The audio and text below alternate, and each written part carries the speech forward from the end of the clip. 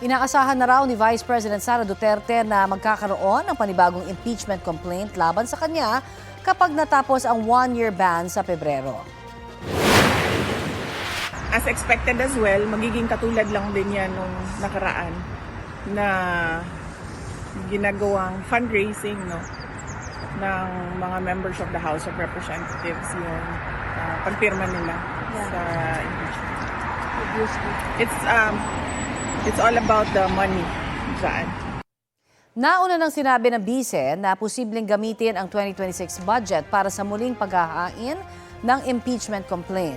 February 5, 2025 nang pirmahan ng mahigit 200 kongresista ang ika-4 na impeachment complaint laban sa bise.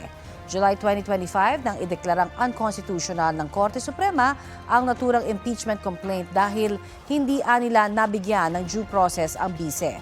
Nilabag din daw ng 4th impeachment complaint ang one-year bar rule dahil meron ng 3 naunang impeachment complaints laban sa bise na inihain noong December 2024. Inapila ng Kamara ang pasya ng Supreme Court pero wala pa ring resolusyon hanggang ngayon. Sinisika pa ng GMA Integrated News na makuha ang reaksyon ng liderato ng Kamara sa naging pahayag ng bise.